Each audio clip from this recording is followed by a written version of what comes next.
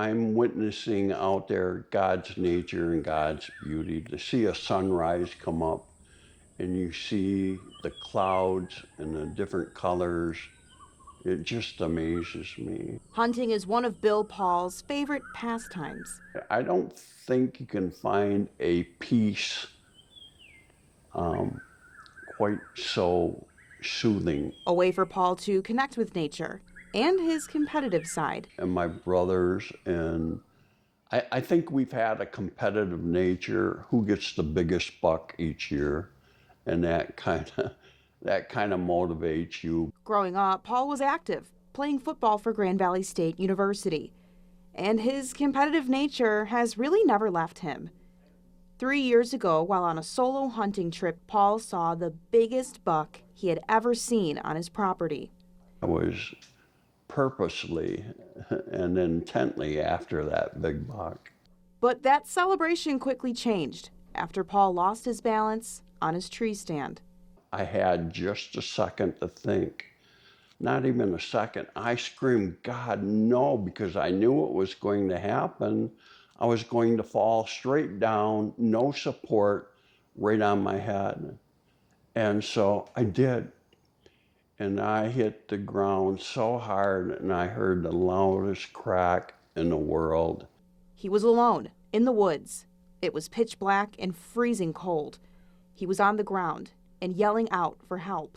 He then remembered he had his cell phone in his pocket, so he called his wife, Patty. When I got the call from him, I anticipated that he got his big buck and that he was calling to tell me to come with the sled. And she said, did you get that deer?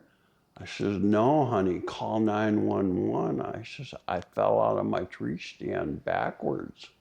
After rushing Pahl to the hospital, doctors discovered he broke his neck. He had surgery where doctors fused 7 vertebrae with rods. Those doctors feared he may never walk again. I couldn't even stand up for about a minute. And the big thing after, I think, about 30 days, I was getting worried that I couldn't even stand up. I asked God, Lord, just help me not look at the big picture of walking, but just show me progress week from week from week. And he's never stopped. And neither has Pahl. When starting physical therapy at Mary Free Bed, his competitive side returned. First day I met them, I said, look, if you can't kick my butt every day, then I don't want you. If you can't push me 115% every day, I don't want you, then you're not the therapist.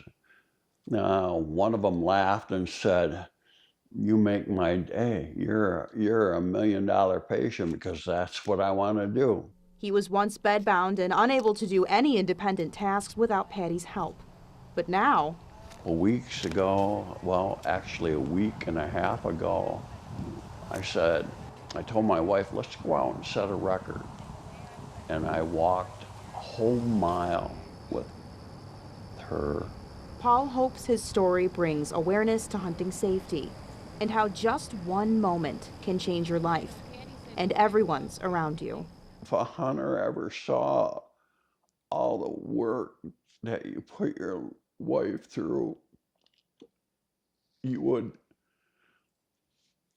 change your mind on how you descend out of your ladder.